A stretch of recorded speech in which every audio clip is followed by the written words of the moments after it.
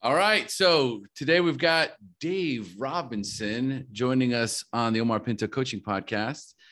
And we met in a mastermind group, best mastermind group. What's it called again? The best mastermind ever? Yeah, best group ever. It's all part of the best year ever campaign.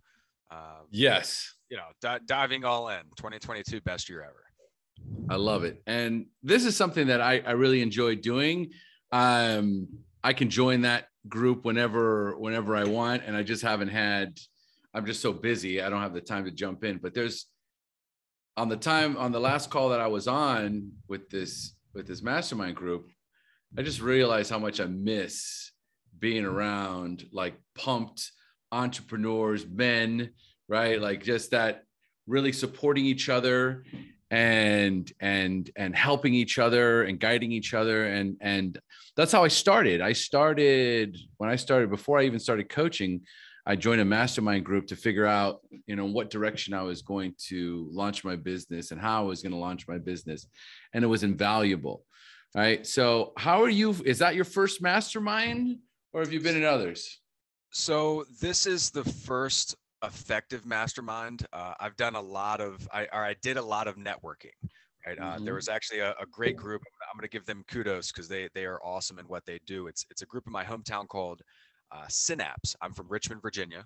Right. And Synapse very briefly marries business networking with nonprofit partnership.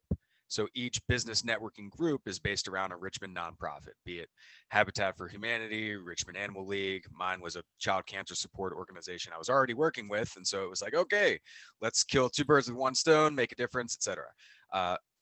You get all different types of folks in that type of thing.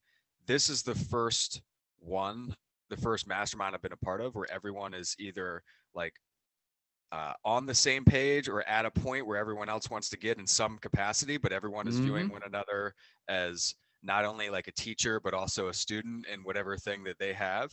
It reminds me of a very good team. I imagine a lot of us as men and women grew up playing team sports. And I've been on some really shitty teams, Omar, with bad coaches, with bad, like good players that just can't bring it together, and like we bicker, yada, yada. There's missing links. There's people who care, people who don't care. Right. And then I have been so blessed. I grew up playing soccer. I still play every spring and every fall, outdoor adult league, high level soccer in Richmond. It's the highest level of amateur soccer in the Central Virginia. The team I'm on is a group of guys. Some of them I've played with since high school. One guy I've known since I was 8. I've been playing soccer with since I was 8 years old. And everyone on this team, we don't have a coach, right? It's all players who have either played in college or, played at a high level in high school, but everyone is on the same team. Everyone, like from player 1 to player 20, they all can play. They all know how to play. We sub in, we sub out. Everyone plays. There's no bickering. It's positive. Everyone boosts forward. When we need to come together, we come together. When we're kicking ass, we kick ass. And we've won like 11 out of the past 15 possible championships. It's been so fun. This mastermind, to bring it all back around, this mastermind reminds me of that sort of team, like the good one. Because again, we've all been on shitty teams, I imagine.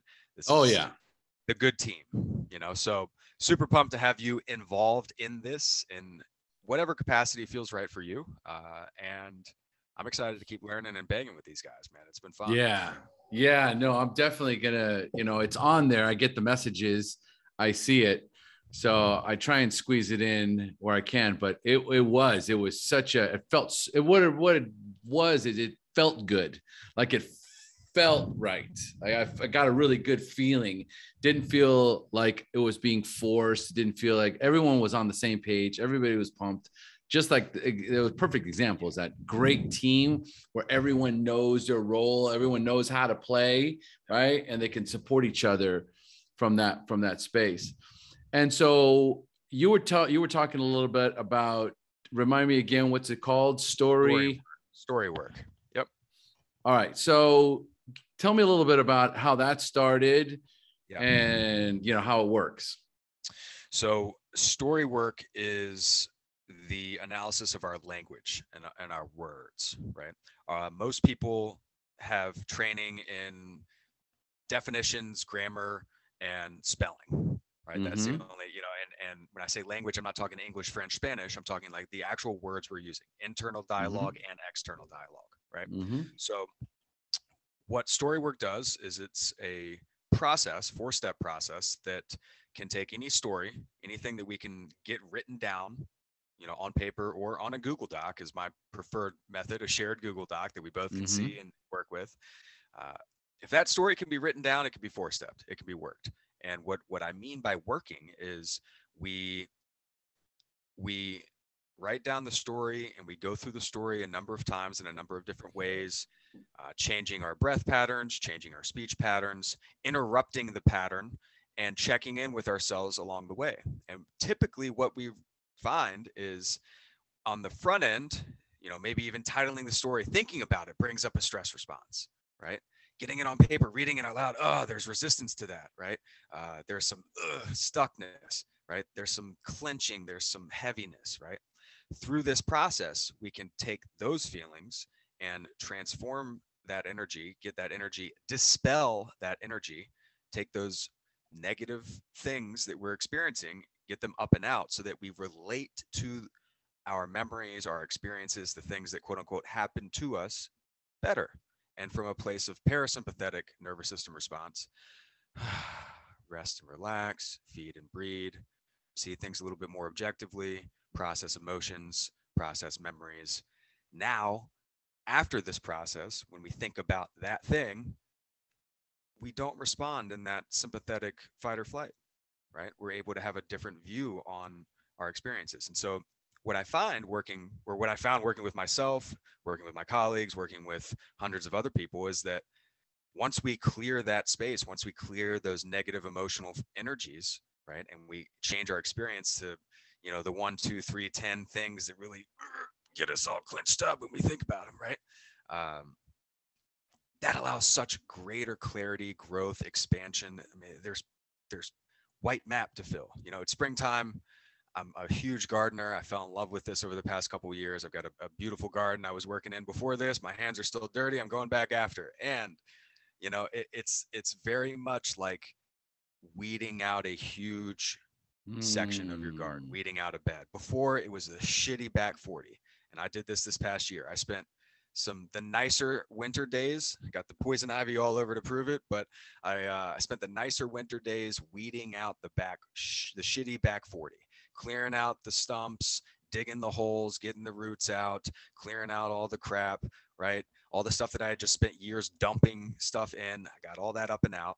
And now what I have is a beautiful canvas of very rich space to plant whatever the hell I want and nurture that and let that grow in fruit, be it flowers or herbs or vegetables or whatever it is.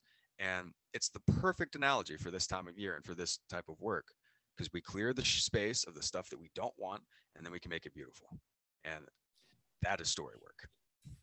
Curious, did the gardening come after, or did the gardening come before Storywork? During.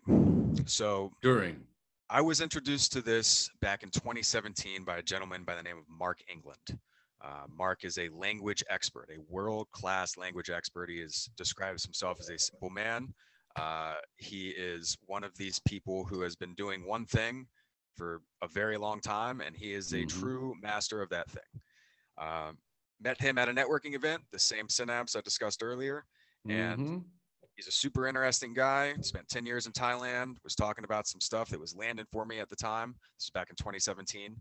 And he, after a couple, lunches, Thai food lunches out and beers one evening, we were talking about something going on in my life. And he said, rather nonchalantly, "Hey man, let's hop on a call next week. We'll hop on a Google Doc. I'll send you some things, fill it out for me, and we'll talk about it." Cool. Sounds great. Long story short, that 90-minute call helped clear up some residue from a previous 5-year relationship I had just left. It helped really clarify my desire and need to leave my financial planning career, which I've been doing for 7 years, and get back into coaching, right? And then it helped me come to terms with a 50-mile ultra marathon I had just signed up for that I had no business running, and was doing so for child cancer. I was really scared about that. A lot of what ifs. And in 90 minutes, we went and shifted my world of possibility.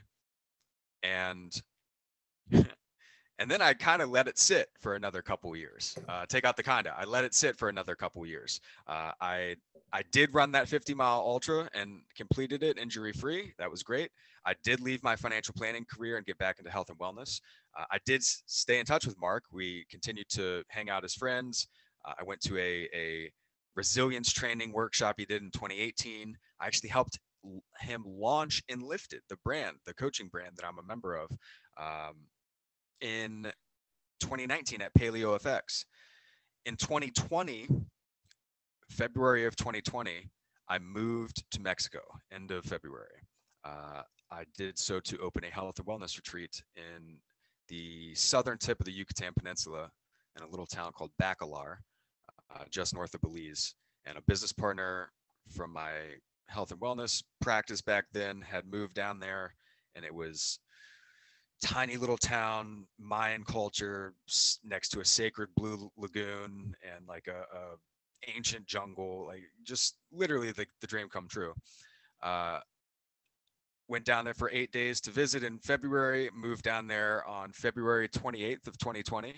And then the world fell apart 2 weeks later. Yeah. on the dot, Omar. And yeah, I went down there, and I was down there like eating bananas and coconuts off trees, playing soccer with the Niños barefoot in the fields. Like literally, dude, literally. Like we were shopping for motorbikes. We had put a down payment on a hotel. We had moved into the hotel. I was sleeping in the hammock. I was learning like 5 good Spanish words a day, like integrating them, like really getting into it, right? And then boom, the world shuts down, right? So we moved back. And I was not only dealing with the existential stress at the time of this pandemic that turned but I also was dealing with like the dream falling apart in my hands, being there, feeling it, tasting it, smelling it, experiencing it, and then boom, gone, poof. And Mark, very Mark-like, said, "Hey man, I've got a cert starting up. Why don't you hop on for April? It seems like just the thing." And this was in the lowest of lows, Omar, the lowest of lows. I was hating myself. This was another failure to add to the list. This was another notch in the belt of I can't do this, and I'm an entrepreneur that fails, and yada yada.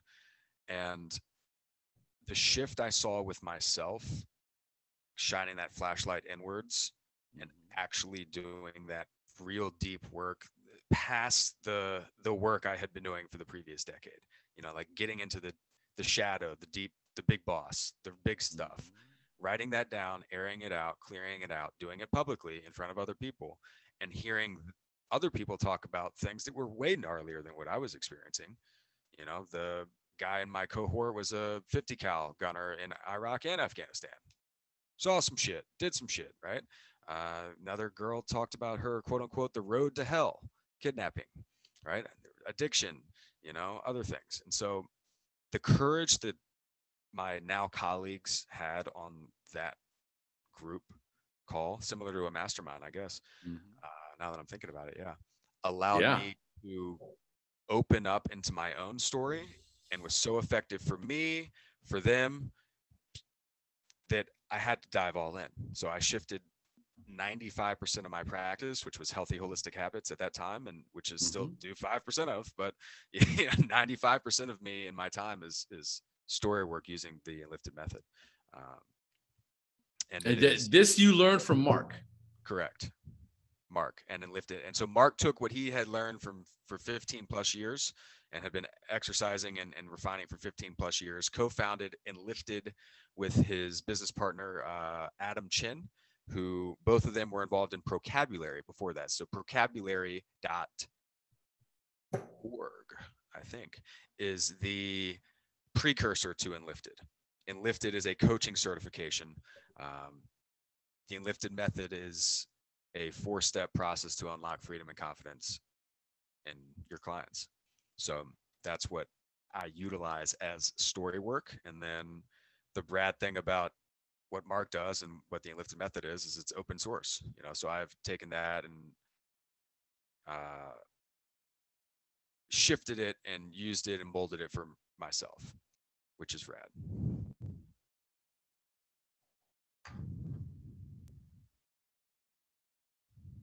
Got you back now, I think. Okay. Yeah, no, we're back. What happened? I don't know when you lost me, but I was ranting, and that's all good. Okay. No. You were at, holistic, healthy. Yeah. Healthy, holistic habits. Yep. Right. And then you made the full shift over to Storywork. And then you mentioned Adam Chin. Yep. Adam Chin is Mark England's co-founder of both Procabulary and Enlifted. And now Enlifted certifies coaches in this Storywork method. We've also got a podcast that we just hosted. So I don't have personally a podcast, but we interview coaches, myself, and 2 other co-hosts on the Get Enlifted podcast, which launched last Sunday, which is super cool. This is like, I don't even know where to go because there's just so much great information here. Like I feel like I have a million questions. I can't come up with one, Right. I hear you. So we're talking 2017. You're in Thailand? No, Mark was in Thailand. Mark spent 10 years in Thailand. I met him in Richmond, Virginia. I was 6.5 years into a financial planning career. Right out of college, I was a strength and conditioning coach at the University of Richmond for about a year, and then trained clients on the side. No time flexibility, no financial flexibility at all whatsoever. Long, hard road to be like the guy at Alabama or like on an NFL team, which was the big goal at the time. And so I went searching for that flexibility of time and income. Got the time, didn't get the income, did build a network of people in my hometown of Richmond doing financial planning, but frankly was pretty miserable and hated myself coming off of that long 5-year relationship that had just kind of done that, the career that was like up and down and up and down and up and down. Having not dealt with myself, starting to do the work, starting to get back into things physically, starting to read all the right books and listen to all the right podcasts and do all the ice baths and run all the miles, but I just didn't deal with my head and my heart.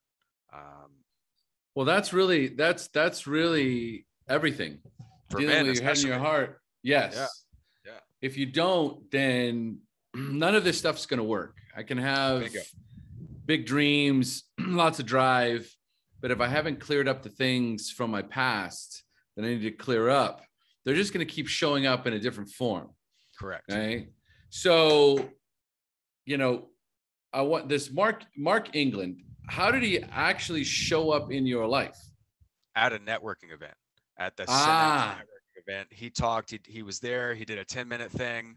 He was in town. He got brought in by one of his buddies as a guest to this thing. Turns out he grew up in Richmond. He's 10 years older than me. We actually went to major rival high schools. Like boo Midlothian High School. Like that is not where we go, not who we rep, which is really funny now. And how old were you at the time? Math is difficult. I'm 28. 28 years old. Yeah. Okay. So 20, how old are you now? 34. So I might've been 29. Either that or I think it was early. So about 5 years ago. 5-6 years ago. Yeah. 5-6 years. Okay. So how'd you spark a conversation with this guy? So the cool thing about Synapse is you go around and the nonprofit partner speaks first. So let's say we were at Habitat for Humanity. They get 10 minutes to talk about habitat, and then everybody there gets 2 minutes to give their spiel, right? Mm-hmm. And it just so happened Mark was a special guest, so he got 10 minutes to give his spiel. And you want to know what got me? I'll tell you exactly what got me. He started off by saying, what's up, guys? I'm Mark. Everybody take out your pen or pencil. This is a magic wand. Abracadabra. What do you think of when I say abracadabra? And like 8 people said magic at the same time, right? As it turns out, abracadabra is an Aramaic term It's been around since before the Old Testament, a language Jesus spoke.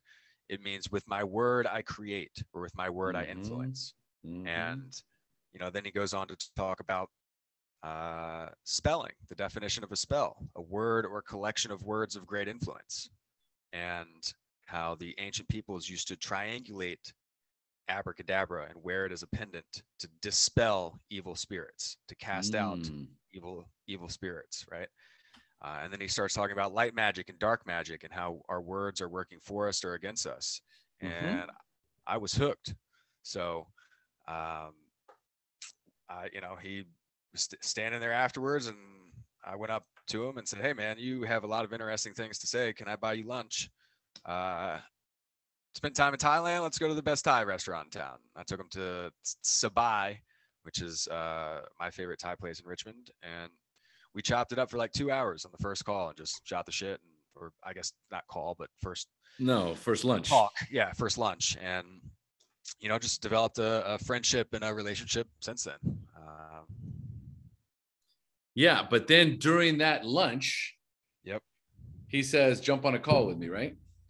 It was a couple lunches later. Okay. Yeah, a couple lunches later, and in fact, it was a couple beers later at that point. We had gone out for happy hour at a different time in my life, and he was drinking Guinness, and I was probably drinking either a brown ale or a stout, and maybe a porter, who knows. And I was griping about the things that I was experiencing and how it was making me feel.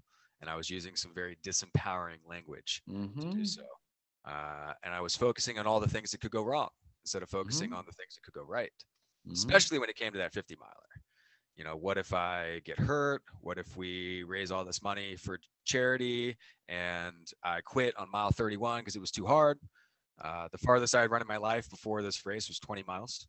And so I was doubling that and adding 10, and I was in very uncharted territory. And, what if my friends and family come out and support me and I can't do it? What does that say about me?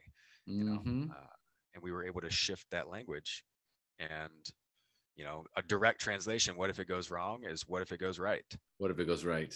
Yeah. And that was just and then I could start building a story behind that reality, and I could start to shift my identity a little bit in that moment from someone who does hard things and quits because it's hard, or doesn't succeed or doesn't feel that success, to someone who defines success for himself and who knows he was going to finish the race no matter what. And if I was medically pulled, then I'd do it again, and that any outcome would be okay. But I knew I was going to be okay.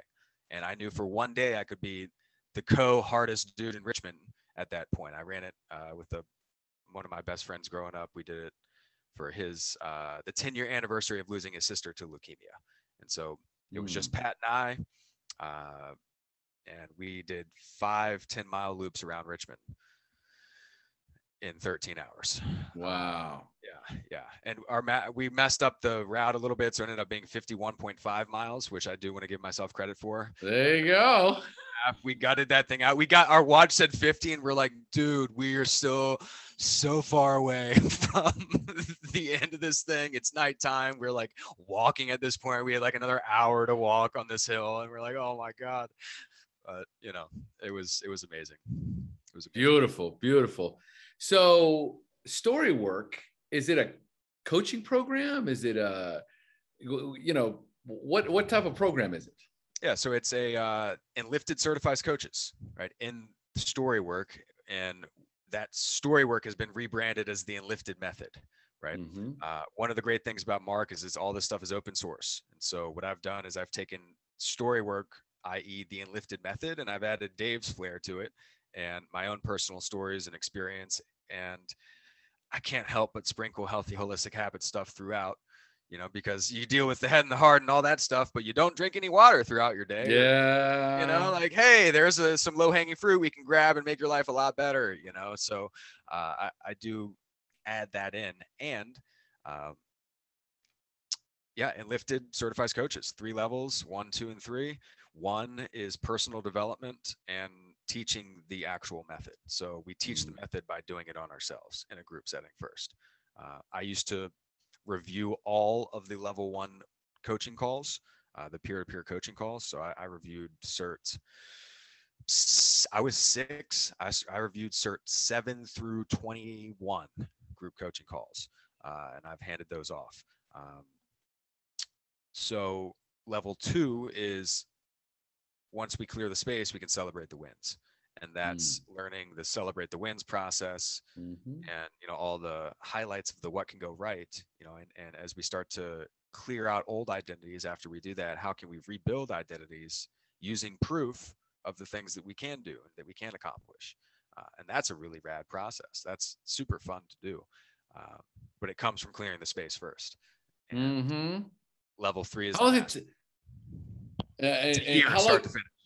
It's a year. Okay. Yeah. So it's a 1-year program. Yeah. And you go through all 3. Yeah, correct. If you want. Level 1 is 10 weeks. Level 2 is 3 months. And level 3 is 6 months. Okay. Level 3 again is mastery, presentation skills, ancestral healing. Ancestral healing, dude. That is, I love it. Super rad stuff. That's a whole nother rabbit hole, by the way. So for those of you listening, right, I don't do any research at all, right? Like, I met Dave on the mastermind and just thought he was a cool fucking guy. And so, we started chatting, and I'm like, I want to know more about what you do.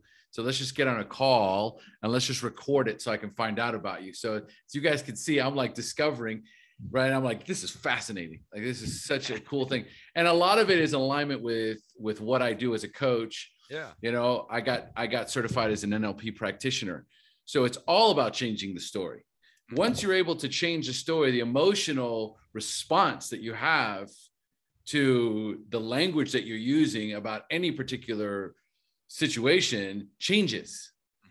So as soon as the story changes, the emotional response changes. Exactly. And say that's what I found. But I love the fact that it's just like this really all-encompassing program that basically gets you ready to coach when you're done. Correct?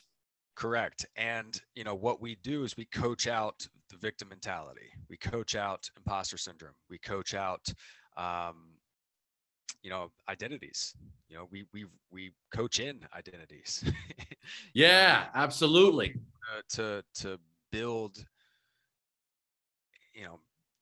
move the energies and move the things that they are no longer serving them, whether they're theirs or whether they're not, whether they're somebody else's that they're not meant to hold or share anymore, right? And again, once we can clear that, then we can then get creative moving forward and rebuild that identity into an identity that serves. And quite simply and quite frankly, what happened to me is I went from I hate myself to I love myself, literally. And that I had thought I had done so much work on I love myself up until that point, man, like up until 2020. I found a book by Kamal Ravikant, one of my favorite authors. The first book I found was Rebirth, and I found it on audio. And it was a book about how he had lost his father and he had hiked the Santiago de Camino, a 500-mile pilgrimage in Spain. And it was enthralling. And I listened to it on my runs. Yeah, you've got the accent. You can pull that off. I can't. El Camino. Santiago, yeah. Yeah. It's beautiful. And his first book that had inspired that trip was Love Yourself Like Your Life Depends on It. And the same author, Kamal Ravikant. And it just so happened, it's a short book. It was like a blog that he repurposed. It was exactly an hour on Audible, exactly an hour. And it was the exact length of my Monday, Wednesday, Friday, 6-mile trail run around the river. And I listened to this book Monday, Wednesday, Friday for 3 months, 6 months, however long it took for me to start to shift out of that I hate myself and into an I love myself. But again, I had evidence of why I shouldn't love myself, and I hadn't shown the light on that yet for me, or worked through those stories yet.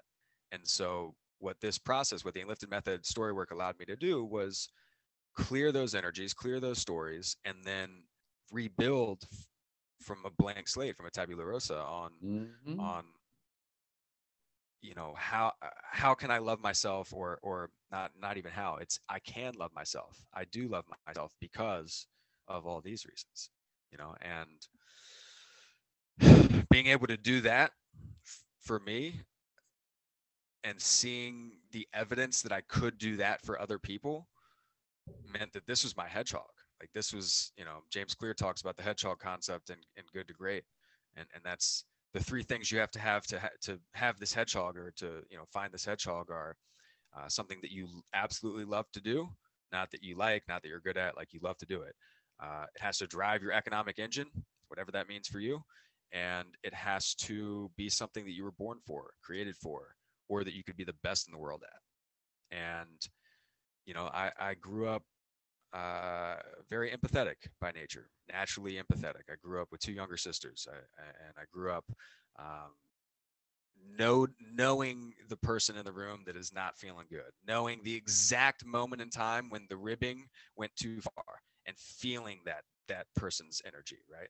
And for whatever reason, I've had a knack of knowing when to go and, like, in the weight room, give the slap on the ass, like, let's go, bro, and give the hug, and like, dude, we got this, like, whatever that is, right? I've naturally been able to do that, I guess. And then I had probably 5,000 in-person meetings doing financial planning, so I got to learn body language and emotions and the back and forth. And so I knew that I was meant to coach. I didn't put the finger on what I was meant to coach yet. I knew I was never going to be the best in the world as a personal trainer. I knew I wasn't going to be the best in the world at, healthy, holistic habits. I'm never going to be the sleep expert. I'm never going to be the recovery expert, or my programs are good. They can get 95% of people in great shape, but they're not the best. Like, this, I know I have the potential to be the best at, and I feel like I was born to do it. And so it became just a instantaneous all-in decision once I decided, or once I realized that, and once I knew that I could apply this, and like, let's do this, I went all the way. So this was in 2020. Correct. Correct. Right. And then all of a sudden, when did you either reconnect with Mark? I think, did you reconnect with Mark? Did you reach out to him, or like, so how did that work out? He bunkered down at his family farm an hour outside of Richmond. And the first 2 weeks, 2.5 weeks, 3 weeks of this thing were really scary. And then we started to put some pieces together. I did, Mark did, a couple other buddies did. Some stuff wasn't making sense. We linked up to, fuck it. We linked up to exchange ammunition for various, just in case I had a little bit of extra this and he had a little bit of extra that, right? And we did our thing, and just, it was like the natural, like, even though we were like really standoffish or whatever, it was scary. We were masked up. Like, we came in and like something happened and we like touched arms, and then we were like, fuck it, like, good to see you, man. Like, got the hug in. And then he was like, why don't you come back out next weekend and we'll like have a bite to eat, And so Mark was the first person that I reintegrated into society with after COVID, outside of my immediate family. And so, wow. So much so that we ended up like sparring. He's a big Thai kickboxer. And so we padded gloves and did some sparring. And by the time we sweat on one another, it was like, all right, if you got it, I got it. If I got it, you got it. Fuck it. Let's keep hanging out. And that's when I was going through the shit, right? That's when I felt really alone. And that's when I felt like everything had failed. And that's when I felt like all this stuff my world was falling apart. And a lot of that I hate myself was coming back up, and I didn't know how to deal with it. And I felt like the victim, big time. The victim mentality.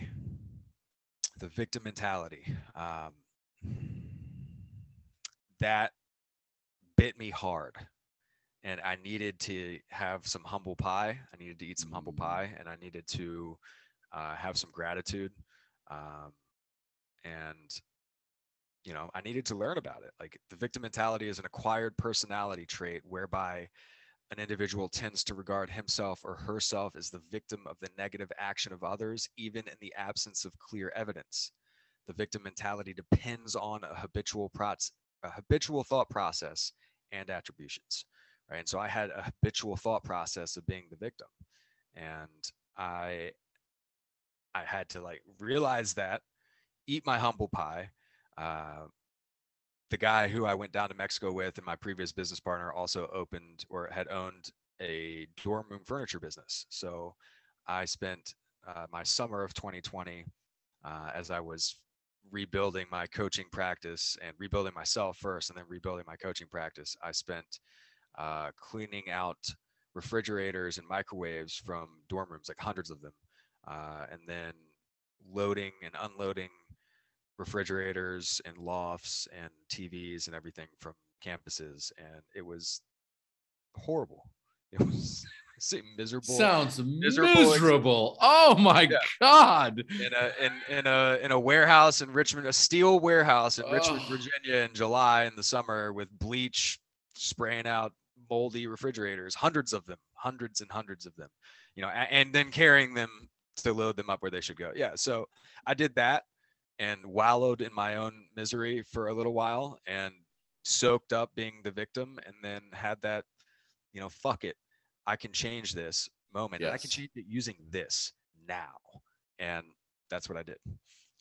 So I don't know when the get on the call thing was, but I know by June of 2020, I said yes to doing an in-person outdoor retreat in Richmond with a couple friends, and it ended up being 30 women there, and 2 of those women became my clients, and one of those women was the co-owner of a recovery and addiction community, a house in Richmond. They now have 3 houses, and since June of 2020 and to now, I work with every single one of their intensive patients one-on-one. And that So was your one. business is blown up. So that side's probably about 20 to 25% of my practice. Okay. The other side is personal clients and people that I meet on podcasts and through old businesses and day-to-day life, and et cetera, et cetera. How long does it take for you to get them through your coaching program? It's a great question. My dad was a defense attorney, so my real answer is it depends. And No, same with me. Like I know. I'll play ball. I'm just kidding. Yeah. No, what I really liked about what you said on the call, Omar, is I have 3 packs and I have 8 packs, right? Mm-hmm.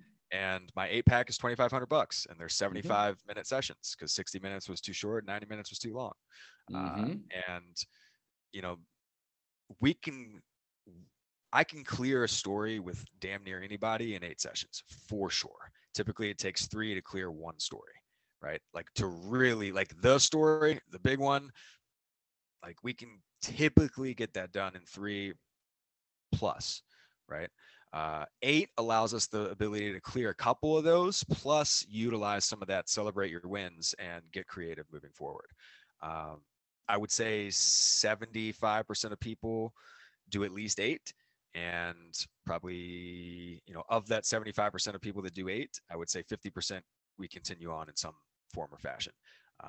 I still coach healthy holistic habits, and a lot of times what happens with people who are fit or who are on a personal health journey is they have some limiting beliefs and they have some identities that we can fix and shift for them like pretty quickly using this method, to where like, hey, now you're not the fat guy anymore.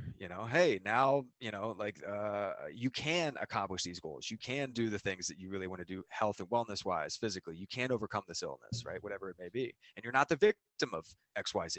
And so that's when a lot of the healthy holistic habits can be really effective, because now we can work from a place of, I am someone who drinks my body weight in water every day, in ounces, because it's great for my health and great for my skin. And they can get on board with that and rep that, and now they drink more water, and so now that stuff can be more effective.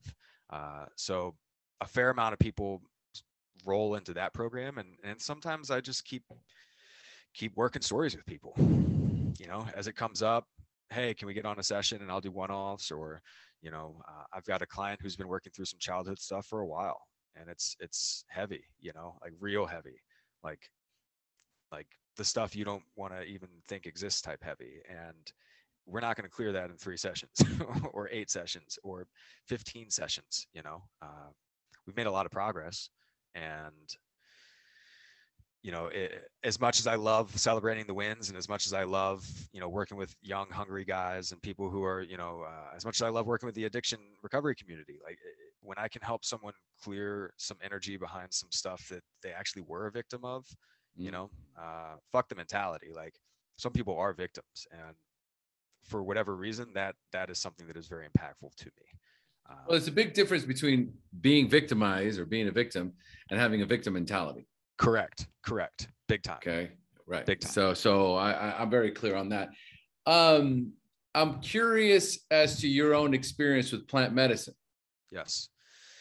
So thank God I avoided it in college when I had myriad number of opportunities. Also, thank God I found cannabis in college, because had I continued down the alcohol path, that would not have been good in many ways. I do have alcoholism in my family. I don't have an addictive personality per se, but if I find something I really like, I'll roll with that for a while. So cannabis has been that thing for me. I had experience in late 2019, 2 very profound experiences with psilocybin. I've actually been a combo practitioner since 2017. What? Yeah. So really, this is my combo board. Should I keep this right here? Look at this. Yeah. For those of you, most people don't know what does it say? I took the medicine. The medicine is working. Yes. Yeah. Yes. So most people here don't know what combo is. Tell us a little bit about combo, Dave. Yeah, combo is a medicine from a frog in the Amazon, Phalomedusa bicolor. It is a dinner plate sized frog that's been used for millennium by tribesmen and women in the Amazon to do a number of things. It's used to clear out cold, sickness, fever, gripe, just feeling like crap.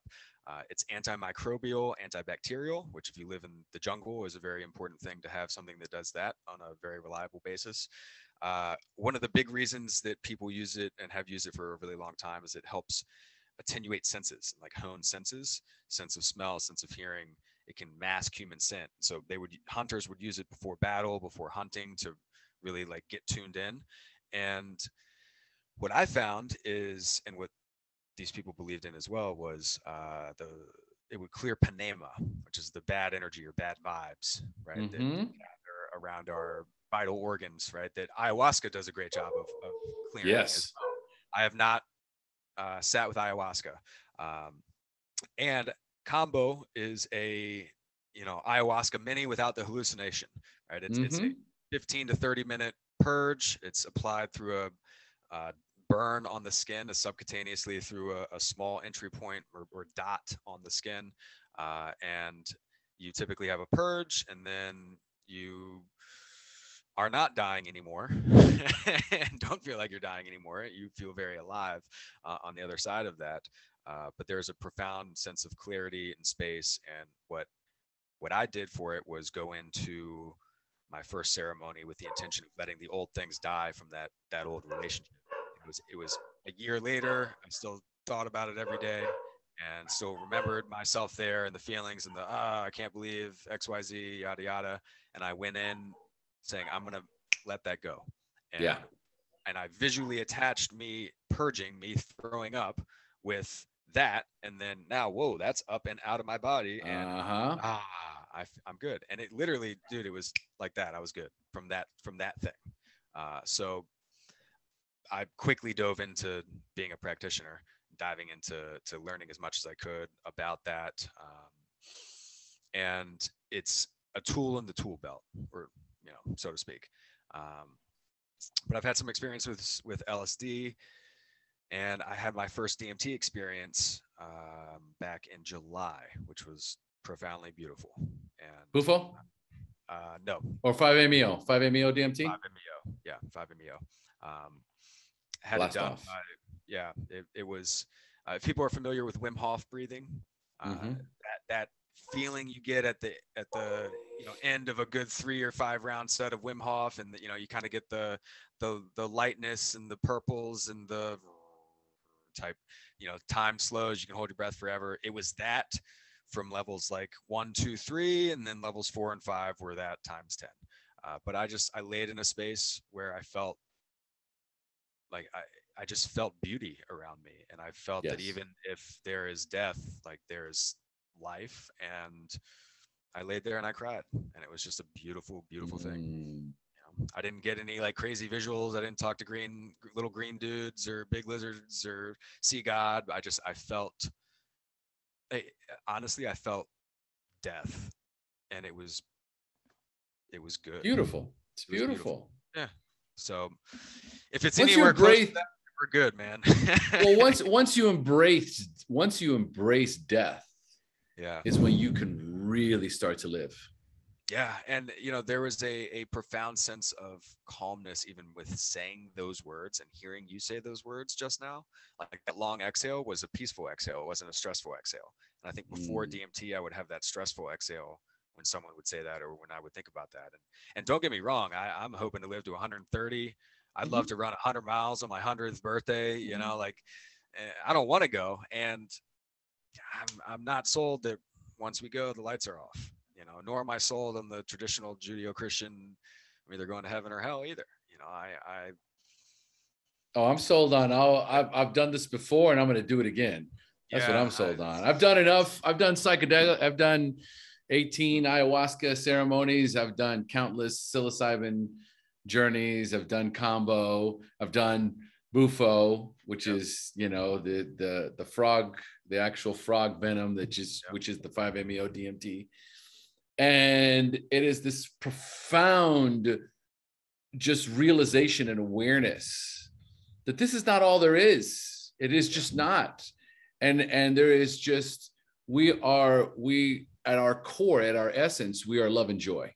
Yes. Okay. Yes. That is my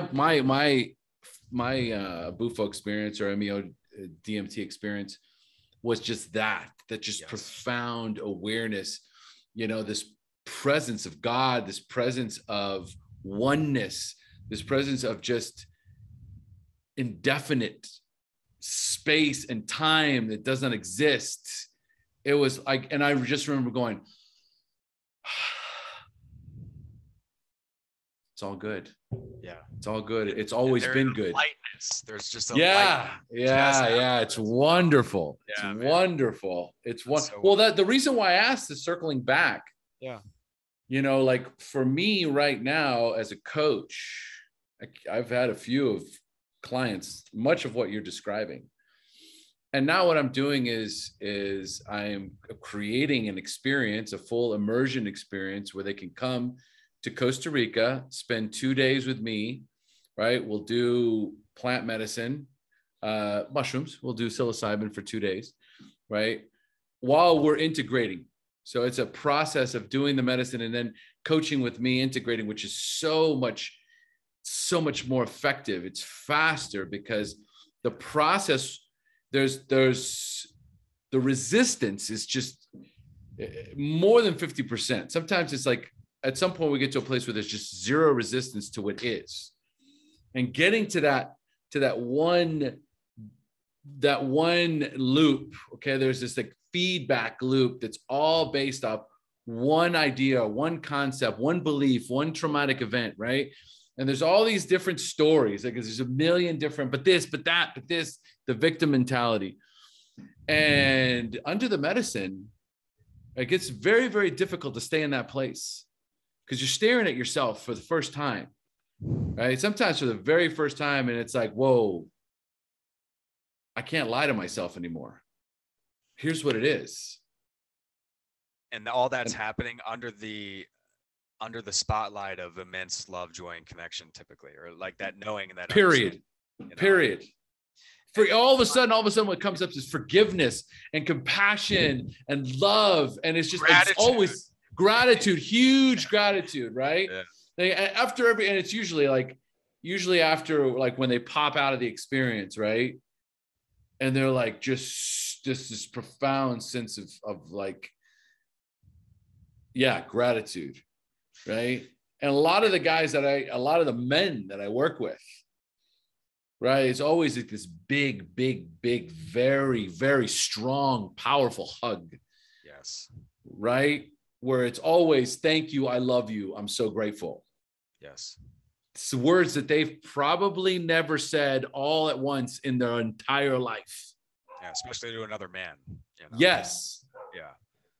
There's such a need for human contact.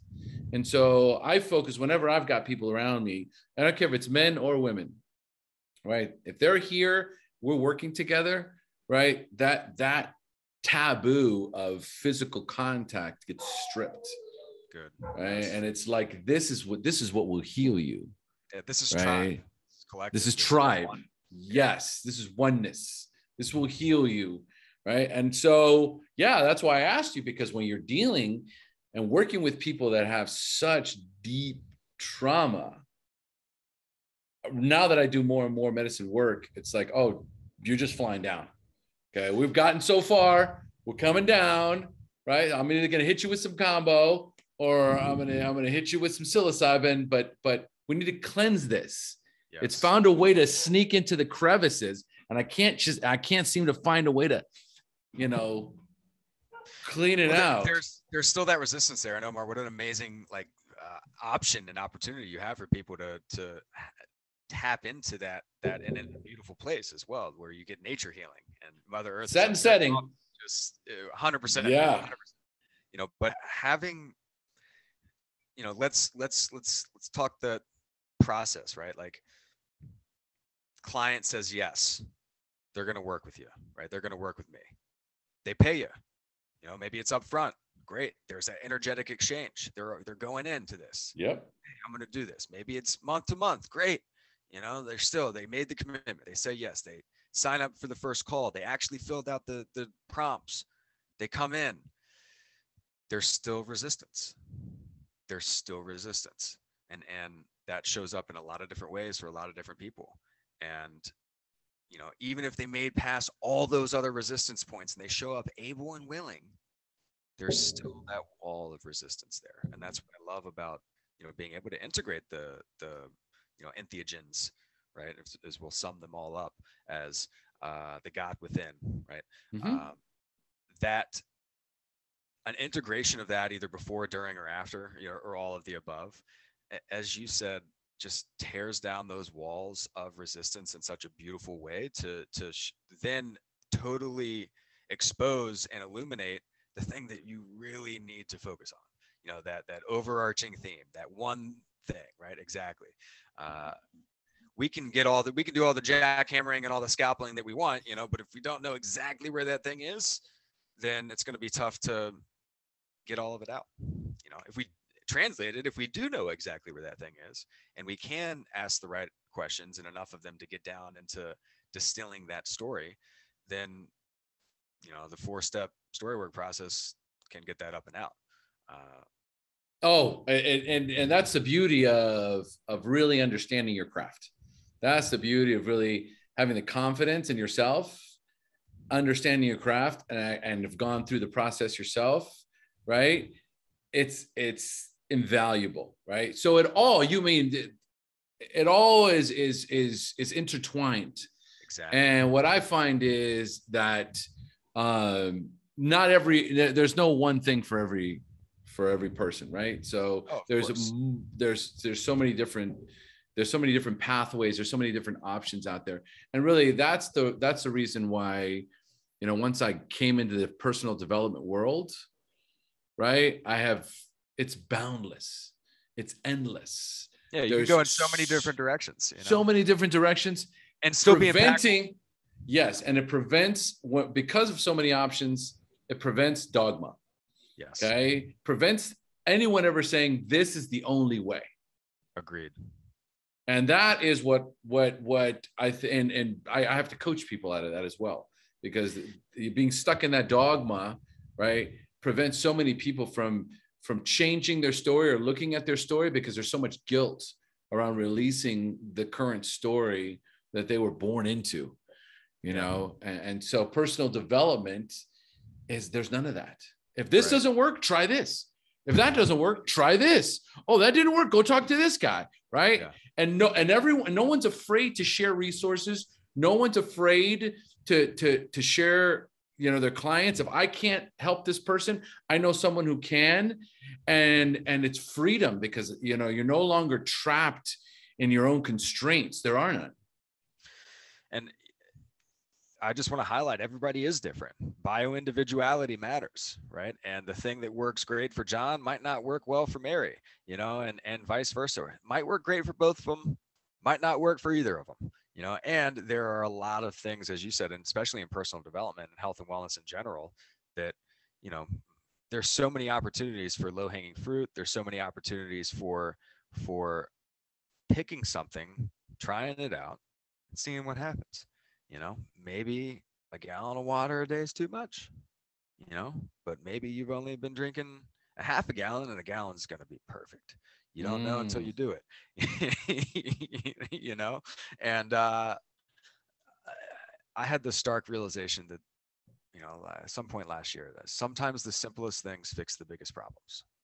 And, you know, simple doesn't equal easy. And it very well could be like a seed. Stick it in the ground. Give yourself some water and sunlight, some good food, some good nourishment, right? Give yourself some love, give yourself some time, some patience. And lo and behold, let nature do its work. A lot of beautiful things can come from that, you know. And I think when we do things with that intention, when we do things with the intention of letting go of the outcome, but embracing the process and having joy through that process, you know, even when your hands are in the dirt, you know, that it's man, that's the good part about it. That's when you can like really enjoy those flowers when they come. We're going to close with that.